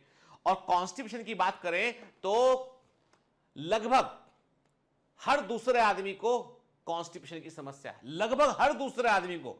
कॉन्स्टिपेशन समस्या। अब ये वैरायटी वेरी कर सकता है कि कई लोग इसबगोल खाते हैं, कई लोग फिब्रिल खाते हैं, कई लोग जो है वो अलग अलग तरह के कि वो जो है ना गुड मॉर्निंग दवा आती है, कायम चूर्ण आता है, कि नित्यम चूर्ण आता है, ऐसे बहुत सारे आयुर्वेदिक उपाय हैं, एलोपैथिक उपाय हैं, बहुत उपाय अपना रहे होते हैं लोग के। ठीक, कब्ज की समस्या कई लोगों को होती है। आपको तो मैं एक हेल्दी डाइजेस्टिव सिस्टम जो है उसका सूचक क्या है। व्यक्ति यदि जो है वो स्टूल पास करने बाथरूम में जाता है, अपना टॉयलेट में जाता है, वहां जाने के बाद वो यदि with in 5 minute 5 to 10 minute के 5 मिनट बोल रहा हूं, 5 मिनट के आसपास वो फ्रेश हो जाता है, तो मतलब वो एकदम हेल्दी, उसका सिस्टम पूरा ठीक। लेकिन जिसको इससे अधिक टाइम रहा, 10 मिनट 15 मिनट वो टॉयलेट में है, बशर्ते वो टॉयलेट में मोबाइल में बैठ के गेम नहीं देख रहा है, कोई वीडियो नहीं देख रहा है, तो बात अलग है। तो यदि नॉर्मल कंडीशन में उसको जो 10 मिनट 15 मिनट गुजारना पड़ रहा है, मतलब ये है कि उसे कॉन्स्टिपेशन है और उसका इलाज होना चाहिए। ठीक है, अब समस्या आप बोलोगे सर डिजीज बाद में क्यों नहीं पढ़ाई आपने? अरे भाई, जिसको जहां समझ रहे हैं वहीं पढ़ लेते ना, उसको हम बाद में देख लेंगे इकट्ठा में एनसीईआरटी में जो लिखा है उसके according. Structures form due to enlargement of veins of anal column in anal canal as well as anus are called piles और हिमोरॉइड्स। देखिए, कुछ ऐसे स्ट्रक्चर्स बन जाते हैं और ये क्यों बनते हैं? क्योंकि इसके ऊपर जो है वो जो स्टूल है वो प्रेशर क्रिएट कर रहा होता है। कॉन्स्टिपेटेड स्टूल जो होता है, आपको बता दूं मैं, कॉन्स्टिपेटेड स्टूल जो होता है वो पत्थर के समान भी हार्ड हो जाता है। फैकोलिथ पत्थर के समान भी वो हार्ड हो जाता है। तो ये जो है कुछ स्ट्रक्चर जो है वो एनल कैनाल में, एनल कॉलम में बन जाते हैं। और ये क्यों बनते हैं? वीन्स के इनलार्जमेंट से बनते हैं। इन्हें पाइल्स या हिमोरॉइड्स कहते हैं। और इनसे कई बार ब्लीडिंग हो जाती है, रप्चर करते हैं, ब्लीडिंग आती है, ब्लीडिंग पाइल्स बोलते हैं उसको हम। देखिए, ये इंटरनल हिमोरॉइड्स हैं और ये एक्सटर्नल हिमोरॉइड्स हैं। ठीक है, जो हिमोरॉइड्स हैं, देखो ना, आप क्या देख रहे हो? आप एनल कॉलम में जो है कुछ उभार बन चुके हैं, वीन्स के फैलने के कारण कुछ उभार बन गए, इन्हें हमने हिमोरॉइड्स कहा इसको हमने, और यही कई बार ब्लीड कर जाते हैं। ठीक है, अब ये तो बात किया, अब हम कॉन्स्टिपेशन पे भी आएंगे आगे। अभी पहले देखते हैं हम कि what is the function of the large intestine के क्या फंक्शन होते हैं। लार्ज इंटेस्टाइन कोई भी एंजाइम को सीक्रेट नहीं करता है, याद रखिए। ठीक है, कोई भी डाइजेस्टिव एंजाइम लार्ज इंटेस्टाइन में सीक्रेट नहीं होता है बेटा। It plays minor role in absorption of nutrient के, ये न्यूट्रिएंट के एब्जॉर्प्शन में भी माइनर रोल प्ले करता है। इसका मेन काम होता है वाटर को एब्जॉर्ब करना और फीसेस को, जो मल है, उसे कॉन्सेंट्रेट करना। इसीलिए जो लोग जिनको मोशन जो है रोज नहीं होते, जिनको रोज जो है प्रेशर नहीं बनता है, एक दिन छोड़ के जो प्रेशर बनता है, कई लोग ऐसे भी देखें, और इनको क्या समस्या होती है, लोग एज ए डॉक्टर आपको बतला रहा हूं, इनको समस्या ये होती है कि ये इनको हमेशा हार्ड स्टूल होता है। क्योंकि कारण ये जितना समय फीसेस रुकेगा ना लार्ज इंटेस्टाइन में, उतना वो हार्ड होता जाएगा, क्योंकि उसमें से वाटर निकलता रहेगा। ठीक है, तो लार्ज इंटेस्टाइन जो है इसका मेन काम क्या होता है? फीसेस को कॉन्सेंट्रेट करना, उसमें से वाटर को जो है वो एब्जॉर्ब करना। के इसके अलावा लार्ज इंटेस्टाइन में कुछ बैक्टीरिया भी पाए जाते हैं, और ये जो बैक्टीरिया होते हैं बेटा, ये बैक्टीरिया जो है विटामिन बी और विटामिन के का प्रोडक्शन करते हैं, और ये सब ऑप्टिमल लेवल पे होता है। इसलिए हमारी बॉडी के लिए ये सफिशिएंट नहीं होता है, बनता जरूर है परंतु ये सफिशिएंट नहीं होता है, बाहर से लेना ही पड़ता है हमको। फिर दूसरा बड़ा काम कि जो फीसेस है, जो कि वेस्टेज है, जिससे कि सब कुछ जो एब्जॉर्ब होने वाले सब्सटेंस निकाल लिए गए हैं, अब ये वेस्टेज है, इसको बाहर निकालना होता है एनस के थ्रू, और इसके लिए कोलोन को फास्ट मूवमेंट करना होता है, और वो होता है मास पेरिस्टाल्सिस होता है। मास पेरिस्टाल्सिस जो हमको देखने मिलता है जब हम जो है वो डिफेकेशन करते हैं। डिफेकेशन का मतलब होता है फीसेस को बाहर निकालना, डिफेकेशन करता है। डिग्लूटेशन का मतलब क्या होता है? निगलना भोजन को। डिफेकेशन जो है वो जो है फीसेस को बाहर निकालना, तो उस समय मास पेरिस्टाल्सिस देखने मिलता है। ठीक है, क्लियर? तो समझ गए हमने कहा लार्ज इंटेस्टाइन का लिटिल और no digestive function, water, wild salt, electrolyte को एब्जॉर्ब करने में रोल प्ले करता है, म्यूकस को सिक्रेट करता है। ठीक है, और यहां पर जो है जो बैक्टीरिया होते हैं वे बिलिरुबिन को जो है वो यूरोबिलिनोजन और स्टीरो बिलिनोजन में कन्वर्ट करते हैं, जिससे कि फीसेस को रंग मिलता है। फीसेस की जो रंग है और जो गंध है उसका कारण यही कन्वर्जन होता है बेटा। ठीक है, इसके अलावा कई सारे बैक्टीरिया वहां पे जो है लगातार, हम कहते हैं कि वो लगातार बैक्टीरिया जो होते हैं वहां पे वो फर्मेंटेशन रिएक्शन भी करते हैं। जो फूड फीसेस प्रेजेंट है उसमें बैक्टीरिया ग्रो करते हैं, और इसी कारण से गैस बनती है, इंटेस्टाइनल गैस बनती है। कोई व्यक्ति, आप सुनिए, कोई व्यक्ति जो है वो उसकी गैस में, फ्लैटस में ज्यादा बदबू है, स्ट्रॉन्ग इंटेंस है, तो वहां पर इसका मतलब है कि फर्मेंटेशन या उसने ऐसा फूड यदि खाया है जिसमें कि बहुत सारे बैक्टीरिया ग्रो कर सकते हैं, या फीसेस काफी समय से उसने फीसेस पास नहीं किया है। ये तो कॉमन परसेप्शन है कि कॉमन, हर बार ऐसा नहीं है पर कॉमन परसेप्शन ये होता है कि, तो मैंने क्या कहा आपसे कि जो इंटेस्टाइनल गैस होती है, फ्लैटस होती है, वो क्यों बनती है? जो लार्ज इंटेस्टाइन में जो है तकरीबन बैक्टीरिया की 800 के आसपास प्रजातियां पाई जाती हैं, जो विटामिन B5 के बायोटिन बनाने में भी रोल प्ले करती है, पर सब ऑप्टिमल लेवल पे होता है। इसके अलावा ये इंटेस्टाइनल गैस के बनने में भी रोल प्ले करता है कि फीसेस का बनना, उसका फॉर्मेशन, ये भी लार्ज इंटेस्टाइन में होता है कि डिफिकेशन की प्रोसेस भी यहां से होती है। ठीक है, अब आपके लिए एक होमवर्क है, ये होमवर्क फॉर यू के 1 से लेकर 9 तक लेवलिंग कीजिए। 1 2 3 4 5 6 7 8 9 लेवलिंग करना है, सही लेवल करना है, बताना है कि 1 क्या है, 2 क्या है, 3 क्या है, 4 क्या है, 5 क्या है, 6 क्या है, 7 क्या है, 8 क्या है, 9 क्या है, आपको बताना है। ठीक है, क्लियर है ना? चलिए अब आते हैं समस्या पे।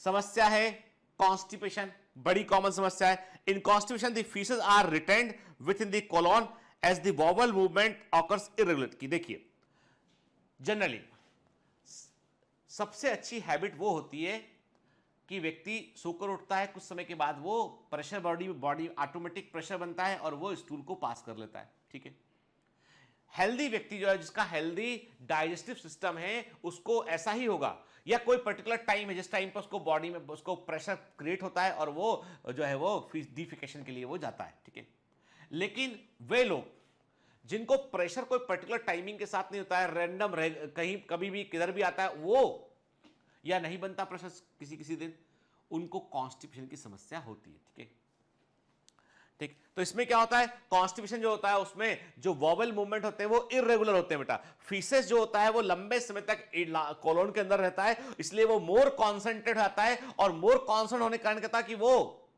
उसको मूव करने में भी दिक्कत होती है।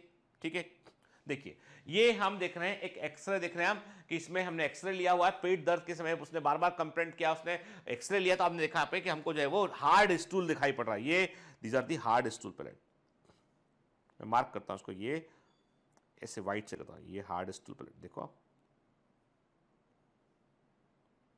रेक्टम के अंदर ये हमको हार्ड स्टूल जो है वो दिखा, फैकोलिथ बोलते हैं, फैकोलिथ। ठीक है, वो हमको यहां पर दिखाई दे रहा है। ठीक है,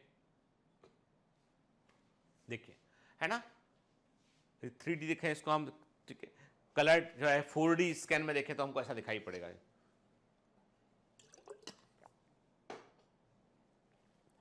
ठीक है, स्टोन जैसा इतना हार्ड हो गया है कि जब वो एनल कैनाल से निकलता है ना, तो एनल कैनाल में जो है वो इतना हार्ड हो चुका है कि उसमें प्रेशर करता है, उससे फिर ब्लीडिंग होने लगती है, उससे ब्लड आने लगता है। ठीक है, क्योंकि वो तो भाई बॉडी का स्ट्रक्चर है, या उससे पत्थर से कोई चीज हार्ड चीज निकलेगी तो वो तो रप्चर करेगा, वीन्स वहां की वीन्स रप्चर करेंगी तो ब्लीडिंग होने लगती है।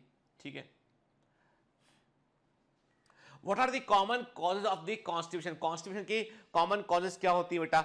एक है कि जो लोग डिप्रेस होते हैं, ध्यान से, डिप्रेशन आपकी मानसिक स्थिति का आपकी हेल्थ से बड़ा गहरा संबंध है बेटा। ठीक है, आपकी मानसिक स्थिति का आपकी हेल्थ से बहुत गहरा संबंध है। डिप्रेशन में होते हैं जो लोग, टेंशन में होते हैं जो लोग, उन्हें भी हमको जो है वो हम देखते हैं, उनमें भी कॉन्स्टिपेशन कॉमनली हमको देखने मिलता है। ठीक है, फिर जो लोग पानी कम पीते हैं, फ्लूइड इंटेक कम है इनको, या डिहाइड्रेशन हो गया है, ज्यादा दौड़े हैं, पसीना बहुत बह गया, ज्यादा वर्कआउट करते हैं, ज्यादा पसीना निकलता है लेकिन पानी नहीं पीते इनके, तो डिहाइड्रेशन का होना। ठीक, फिर लोअर्ड कॉन्शियस स्टेट, जो लोग बीमार होते हैं, कॉन्शियस नहीं होते हैं, बेड रिडन है, उनमें भी देखने मिलता है हमको इसके। फिर कई दवाएं होती हैं जो मेडिसिन होती हैं जो साइड इफेक्ट करती है। आपको बता दूं मैं, सबसे कॉमन मेडिसिन जो कॉन्स्टिपेशन करती है वो है पैरासिटामोल। पैरासिटामोल बुखार की दवा है ना, क्रोसिन, कैल्पॉल, पैरासिटामोल है ना, ये भी कॉन्स्टिपेशन करती है। ठीक है, फिर लैक ऑफ प्राइवेसी, कई बार व्यक्ति जो है वो स्टूल प्रेशर बनने पर स्टूल पास नहीं कर पाता है क्योंकि उसके पास सुविधा अवेलेबल नहीं है। ठीक है, तो उस कारण भी कई बार ऐसा होता है। फिर सबसे कॉमन चीज है वो है लो डाइटरी फाइबर। अब व्यक्ति खा रहा है मैदे से बनी चीज खा रहा है, मैदा खा रहा है, वो बाहर का खाना खा रहा है, इसमें मैदा बड़ी मात्रा में इसके अंदर है, जो फाइन फ्लोर होता है, मैदा बोले तो फाइन फ्लोर, ठीक है। अब उसकी डाइट में चीजें तो है खाने में, लेकिन उसमें फाइबर नहीं है, सलाद नहीं खाता है, फुल ग्रेन नहीं खाता, जो ग्रेन होता है ना मेन ग्रेन वो नहीं खाता है, तो उससे क्या होता है, वो भी एक समस्या करंट के। फिर पुअर मोबिलिटी, यदि कॉन्स्टिपेशन की समस्या आपको रहती है, मैं आपको तरीका बता दूं, कॉन्स्टिपेशन की समस्या यदि मामूली भी रहती है ना, तो आप केवल इतना करें कि आप जो है वो 5 किलोमीटर वॉक करें, आप 5 किलोमीटर आप जो है वो ब्रिस्क वॉक करें रोज, ठीक है। सलाद खाएं, पानी खूब पिए, खाना खाने के पहले 1 प्लेट सलाद खाएं, 1 प्लेट ककड़ी, सबसे अच्छा कुकुम्बर है, टमाटर है, कुकुम्बर और टमाटर जो है वो काट लीजिए, 2 टमाटर काट लीजिए, 1 ककड़ी काट लीजिए, पहले वो खाइए, पानी खूब पीजिए, उसके बाद खाना खाइए आपके, और 5 किलोमीटर रोज वॉक कीजिए। तो कॉन्स्टिपेशन के कई जो माइल्ड टू मॉडरेट कॉन्स्टिपेशन यहां पर हम ट्रीट कर सकते हैं, सिर्फ डाइट को सुधार कर।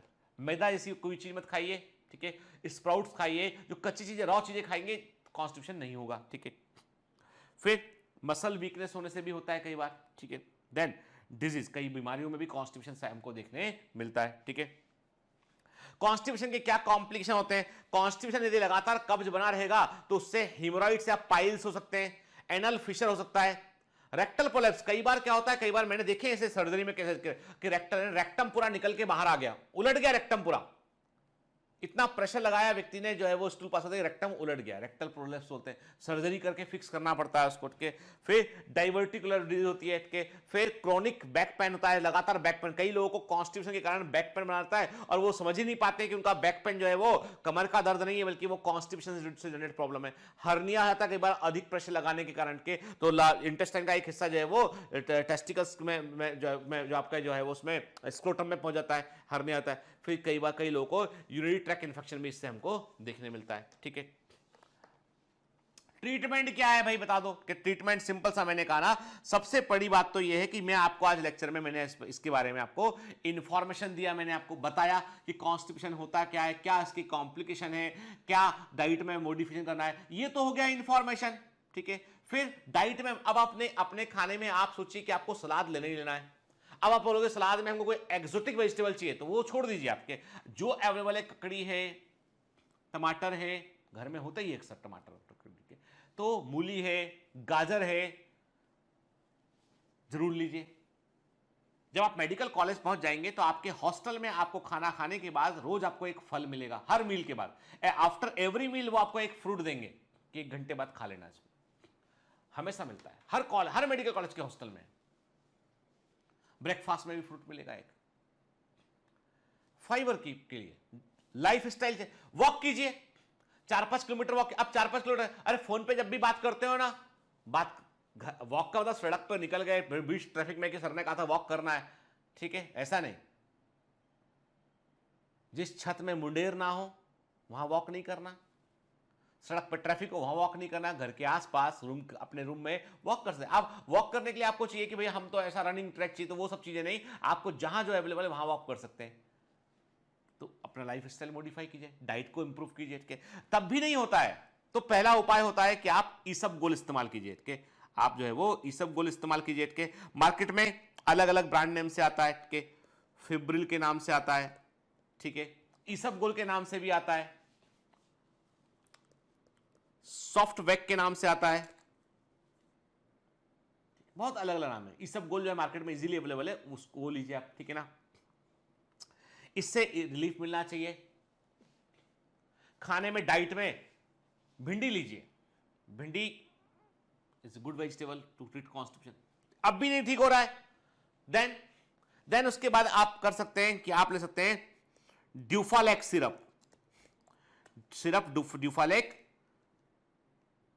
20 ml ट्वाइस ए डे, कभी भी ले सकते हैं ड्यूफालेक, या एक लूज करके आता है सिरप। इनमें क्या होता है बेटा, इनमें जो है वो लैक्टिलोज होता है, इनके अंदर लैक्टिलोज होता है, लैक्टिलोज को हम नहीं पचा पाते हैं, और ये जो है वो बैक्टीरिया के ऊपर काम करते हैं और एक सॉफ्ट केमिकल बनता है जो स्टूल के पास होने में हेल्प करता है, ठीक है।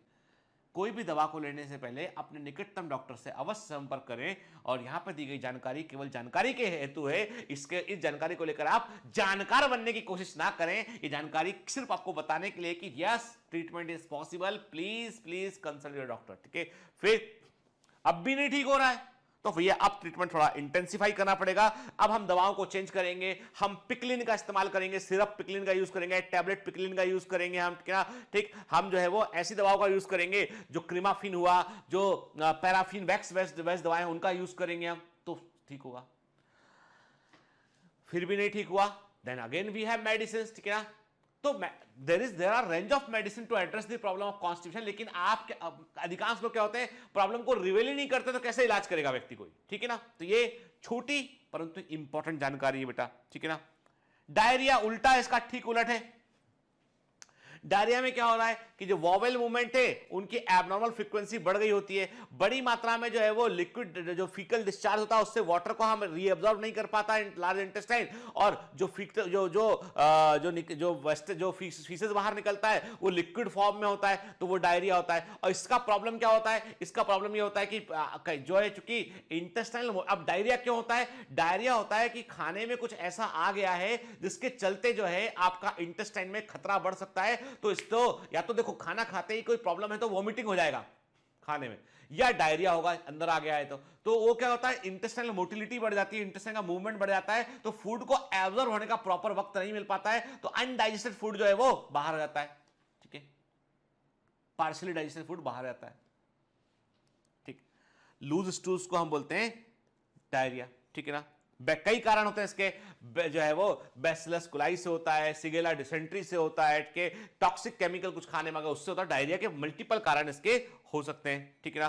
तो what are the symptoms of diarrhoea, के सिम्टम क्या है, कई बार बुखार रहता है व्यक्ति को, पेट में दर्द होता है, पेट में तेज दर्द होने के बाद क्रैम्पिंग होता है, फिर उसके बाद जो है वो उसको जो है वो स्टूल पास करता है, उसमें म्यूकस होगा, ब्लड या पस हो सकता है, इसमें डिसेंट्री में ब्लड या पस होता है, सिंपल डायरिया में ब्लड या पस जो है वो नहीं होता है। फिर बार बार रिकरेंट डायरिया होने पर क्या होता है, वोमिटिंग जो है वो, कई लोगों को रिकरेंट डायरिया और वोमिटिंग होने पर डिहाइड्रेशन भी हो सकता है, जो कि एक मेडिकल इमरजेंसी कंडीशन होती है, कि पेट भरा भरा लगता है, कुछ खाने का मन नहीं करता है, तो डायरिया जो है वो इस तरह की समस्या है, ठीक है ना।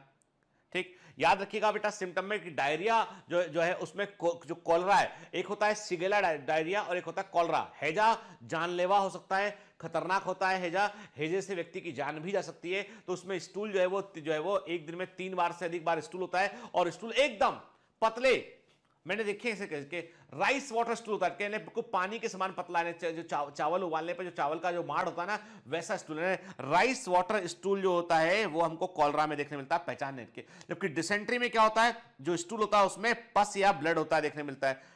हैजा में बुखार नहीं आता है, जबकि शिगेला डिसेंट्री में चूंकि बैक्टीरिया ग्रो कर रहा होता है तेजी से ब्लड के अंदर, ब्लड और इन्फेक्शन जो है वो अधिक इंटेंस होता है। यहाँ पे देखो दोनों में कॉलरा जानलेवा हो सकता है, शिगेला भी जानलेवा हो सकता है, लेकिन ये बात है कि cholera is more emergency condition, ठीक है ना, इसलिए हैजे का वैक्सीन लगता है। एब्डोमेनल क्रैम्प दोनों में होता है। वोमिटिंग कॉलरा में हैजे में बहुत अधिक वोमिटिंग होती है, शिगेला इन्फेक्शन में वोमिटिंग नहीं होती है। रेक्टल पेन जो होता है, रेक्टम में पेन कॉलरा में नहीं होता है, शिगेला में जो है रेक्टम में पेन हमको देखने मिलता है यहाँ पे, ठीक है ना। ठीक, कॉमन चीजें। अब नेक्स्ट क्लास से हम क्या शुरू करने वाले हैं बेटा, नेक्स्ट क्लास से हम शुरू करेंगे डाइजेस्टिव ग्लैंड शुरू करेंगे हमके। तो अभी ज्यादा वक्त नहीं होता, काम करते हैं ब्रीफ इंट्रोडक्शन लेके हम आगे छोड़ देंगे इसको। देखो बेटा अभी तक हमने क्या देखा, अभी तक हमने देखा है पूरी एलिमेंट्री कैनाल को देखा, हमने बक्कल कैविटी को देखा, हमने ईसोफेगस को देखा, हमने जो है वो स्टमक को देखा, हमने लार्ज इंटेस्टाइन को देखा, हमने के लार्ज इंटेस्टाइन के अलग अलग पार्ट देखे हमने यहाँ पे, ठीक है। तो हमने पूरा एलिमेंट्री कैनाल पढ़ा, अभी तक हमने ग्लैंड्स के बारे में बात नहीं की। अब हम फिर से शुरुआत करेंगे। अब हम बक्कल कैविटी में कौन सी ग्लैंड्स हैं, ईसोफेगस में कुछ है या नहीं है, फिर और कौन कौन सी ग्लैंड कहां जुड़ रही है उनकी बात करेंगे हम, ठीक है ना। देखिए मतलब डाइजेस्टिव ग्लैंड्स क्या होती हैं, these are the glands associated with the alimentary canal. ये हैं सलाइवरी ग्लैंड्स, लिवर और pancreas. Liver is the largest gland in the body, liver हमारी बॉडी का सबसे बड़ा ग्लैंड होता है, क्या। Pancreas is the heterocrine gland, pancreas होता है वो हेट्रोक्राइन ग्लैंड होता है। हेट्रोक्राइन मतलब इसका कुछ हिस्सा एक्सोक्राइन होता है, कुछ हिस्सा इसका एंडोक्राइन होता है, ठीक है ना। हार्मोन रिलीज करता है, कुछ एंजाइम रिलीज करता है। गैस्ट्रिक ग्लैंड जो है स्टमक की वॉल में पाई जाती है। इंटेस्टाइनल ग्लैंड जो होती है वो स्मॉल इंटेस्टाइन की वॉल में होती है। याद है ना, crypts of Lieberkuhn, gastric pit, इन सब के बारे में हमने ऑलरेडी बात किया हुआ है बेटा। क्लियर? ठीक है। देखिए सलाइवरी ग्लैंड देखें आप तो क्या देख रहे हैं आप, आपको दिखाई पड़ रहा है कान के ठीक नीचे पैरोटिड ग्लैंड दिखाई पड़ रहा है। ये जीभ के अगले हिस्से के नीचे सबलिंगुअल ग्लैंड है, पीछे मैंडिबुलर ग्लैंड हमको दिखाई पड़ रहा है। तो ये सब ये है सलाइवरी ग्लैंड के। इसका संबंध किससे? इसका संबंध है बक्कल कैविटी से। ठीक है। फिर देख रहे हैं हम कि एब्डोमेन के अंदर हमें क्या दिखाई पड़ रहा है, लिवर दिखाई पड़ रहा है। हमें के लिवर राइट साइड में हमको लिवर दिखाई पड़ रहा है, दूसरी ग्लैंड, सबसे बड़ी ग्लैंड बॉडी की। देन क्या देख रहे हैं हम पैंक्रियास देख रहे हैं। पैंक्रियास दिखाई पड़ रहा है जो ड्यूडेनम के इसकी कॉन्केविटी सी शेप का ड्यूडेनम होता है, उसमें उसका हेड जो है धसा होता है। तो हम पैंक्रियास का हेड, बॉडी एंड टेल देख रहे हैं यहाँ पे। तो ये 3 इंपॉर्टेंट ग्लैंड्स हैं जो हमको पढ़ना है बेटा। ठीक है ना। और ये हम कब पढ़ेंगे? अगली क्लास में देखेंगे इसको। ठीक है। और देखो इस पूरे फिजियोलॉजी चैप्टर में हमको एकदम इन्वॉल्व होकर पढ़ना है बेटा। और जो एमसीक्यू मिल रहे हैं ना आपको, उनको लगाना अच्छे से, क्योंकि उसके बाहर कोई क्वेश्चन नहीं जाएगा। अब कई बच्चे बोलते हैं कि सर आप हमको कभी बताते ही नहीं, आप छोटे छोटे वीडियो बना दिया करो ना, ऐसे वीडियो बना दिया करो आप। सबसे अच्छी बुक, सबसे बढ़िया टाइम टेबल, 2 महीने में नीट, 3 महीने में नीट, 1 दिन में नीट, 1 घंटे में नीट। तो भैया ऐसा हमारे पास बिल्कुल वक्त नहीं फालतू काम का। हम सिर्फ और सिर्फ जो है वो, मैंने कहा ना, जो सीरियस हैं, गंभीर हैं और जिनको सच में एग्जाम निकालना है वे मेरे साथ हैं। तो ये चिट चैट का बिल्कुल वक्त नहीं है हमारे पास में ना, आपके पास होना चाहिए। यदि आपके पास वक्त है तो आप सोचिए अच्छे से कि वक्त लाए कहां से, आप पढ़ क्यों ना ले उस बारे में। हम के जिंदगी भर यही करते रहेंगे, सुबह से पहली क्लास से लेकर 12वीं क्लास तक आ गए, अभी तक यही कर रहे हैं, time table banana. How, what is the best time table? अरे तुम्हारा वक्त तभी बदलेगा जब तुम टाइम टेबल बनाना बंद कर दोगे। तुम्हारा वक्त तभी बदलेगा जब तुम टाइम टेबल बनाना बंद कर लोगे। वक्त को बदलना है तो टाइम टेबल पर निर्भर मत रहो। हर दिन हर समय चुनौती है। योद्धा कभी ये नहीं सोचते कि ये टाइम टेबल है कि 12 से 2 लड़ूंगा, 2 बजे लंच ब्रेक पे चला जाऊंगा। अरे युद्ध शुरू हुआ है तो हुआ है, अब देखा जाएगा। जीत कर आएंगे, फोड़ कर आएंगे, समझ लीजिए। आप कमांडो हैं, साधारण स्टूडेंट मत बनिए। तो जो पढ़ रहे हो उसके खूब सारे एमसीक्यू लगाइए उसमें, और कोई दूसरी किताब की जरूरत नहीं है। मैं कह रहा हूं आपसे, यानी हम लोगों ने जिस प्रकार कंटेंट डेवलप किया, जिस तरह से आपके टेस्ट हो रहे हैं, जिस तरह का आपका जो है वो डीपीपी आता है, जिस तरह का आपका परफॉर्मेंस शीट आता है, एवरीथिंग यदि आप कर लिए ना, मैं कह रहा हूं आपसे, टॉप पर तो बायोमेंटर से ही होगा। ठीक है, समझ गए? उसके बाद भले कोई उसको ले ले, लेकिन शुरुआत में तो वो हमारा ही होगा, समझे? इसलिए मेहनत कीजिए। मेरा सपना भी तो पूरा करना है आपको, कि नहीं करना है? ठीक है, चलो बेटा, all the best.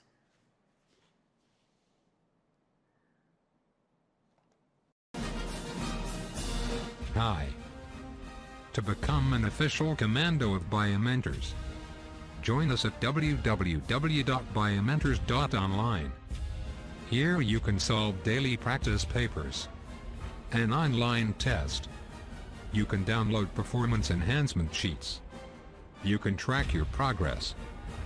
You can interact with other fellow commandos. Join us and prepare yourself. It's a commando training for your success. Download Biomentors online app from Google Play Store.